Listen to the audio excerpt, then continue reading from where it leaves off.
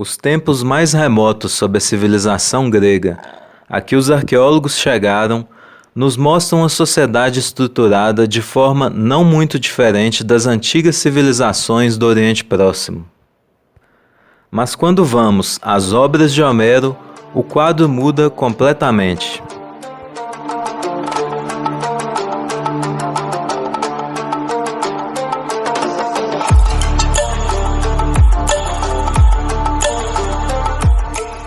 Quando, pelos fins da chamada época geométrica, prosseguem na Europa e na Jônia as relações que tinham sido interrompidas com o Oriente, quando redescobrem, com as civilizações que se mantiveram no local, alguns aspectos de seu próprio passado na Idade do Bronze, não tomam, como tinham feito os antigos micênios, o rumo da imitação e da assimilação.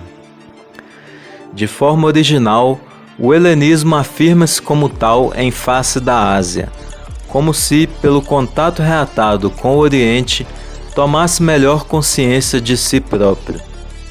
A Grécia se reconhece numa certa forma de vida social, num tipo de reflexão que definem a seus próprios olhos sua originalidade, sua superioridade sobre o mundo bárbaro. No lugar do rei, Basileus, cuja onipotência se exerce sem controle, sem limite, no recesso de seu palácio, a vida política grega pretende ser o objeto de um debate público, em plena luz do sol, na ágora, da parte de cidadãos definidos como iguais, e de quem o Estado é a questão comum. No lugar das antigas cosmogonias, os mitos sobre a formação do cosmos, associadas a rituais reais e a mitos de soberania, um pensamento novo procura estabelecer a ordem do mundo, em relações de simetria, de equilíbrio, de igualdade entre os diversos elementos que compõem o cosmos. O herói homérico já não tem muita coisa em comum com o hoplita, o soldado cidadão. O que contava para o primeiro era a façanha individual, a proeza feita em combate singular. Na batalha, mosaico de duelos, o valor militar afirmava-se por uma superioridade toda pessoal. Mas o hoplita já não conhece o combate singular. Deve recusar, se lhe oferece, a tentação de uma proeza puramente individual. É o homem da batalha de braço a braço, da luta ombro a ombro. A virtude guerreira é um domínio completo de si, um constante controle para submeter-se a uma disciplina comum, o sangue frio necessário para refrear os impulsos instintivos, que correriam o risco de perturbar a ordem geral da formação. A falange faz do hoplita, como a cidade faz do cidadão, um elemento semelhante a todos os outros, cujo valor individual se transforma em novo instrumento da vitória. A outra questão histórica que dará uma nova dimensão à Grécia é o uso que se faz da palavra na formação da retórica e da sofística, e o impacto que isso terá na política, algo impensável nas civilizações do Oriente Próximo.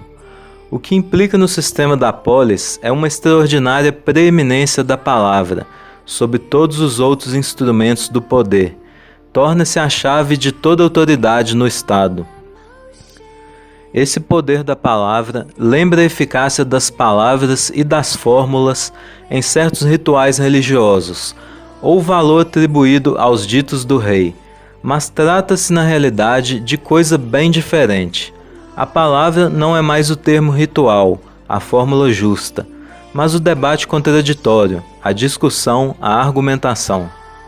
A escrita, tomada dos fenícios, é modificada por uma transcrição dos sons gregos, e da mesma forma que a língua falada torna-se bem comum dos cidadãos. As mais antigas inscrições em alfabeto grego que conhecíamos mostram que desde o século 8 a.C. não se trata mais de um saber especializado, mas de uma técnica difundida no público. A escrita constituirá o elemento de base da paideia grega. A paideia era o método grego de educação, mas na verdade significava muito mais do que consideramos educação hoje, ou que entendemos por conteúdo escolar. A paideia era voltada para a formação do homem, considerado em sua integralidade. Pode ser traduzida também por cultura, no sentido de alta cultura, pois era trabalhada no viés de formação da personalidade, formação do espírito. A filosofia, ao nascer, encontra-se numa posição ambígua. Em seus métodos, em sua inspiração, ela se assemelha ao mesmo tempo às iniciações dos mistérios e às controvérsias da ágora. Se move entre o espírito de segredo próprio das seitas e a publicidade do debate contraditório que caracteriza a atitude política. Segundo os meios, os momentos, as tendências, como a seita pitagórica na Grande Grécia, no século VI a.C., ela organiza-se em confraria fechada e recusa entregar à escrita uma doutrina puramente esotérica. O filósofo não deixará de oscilar entre duas atitudes. Ora afirmará ser o único qualificado para dirigir o Estado e pretenderá reformar toda a vida social, tomando o lugar do Rei Divino. Ora, ele se retirará do mundo para recolher-se numa sabedoria puramente privada, agrupando em torno de si alguns discípulos. Deseja com eles instaurar na cidade uma cidade diferente, à margem da primeira, e renunciando à vida pública, buscará sua salvação no conhecimento e na contemplação. De acordo com o novo espírito dos gregos, o assassínio, que nas antigas sociedades era considerado uma questão privada, passível de vingança pela família da vítima, passa a ter uma condenação universal. Doravante, o horror inspirado por toda espécie de assassínio, a obsessão do miasma que representa para uma cidade, exige, na expiação que é ao mesmo tempo uma purificação do mal, todas essas atitudes estão ligadas ao despertar religioso, que se manifesta nos campos pelo progresso do dizionismo e que reveste, em meios mais especializados, a forma de um movimento de seitas como a dos órficos. A efervescência religiosa não contribui somente para o nascimento do direito. Preparou um esforço de reflexão moral. O temor da impureza, que estava na origem da legislação sobre o homicídio, encontrava sua mais intensa expressão na aspiração mística a uma vida pura de todo contato sangrento.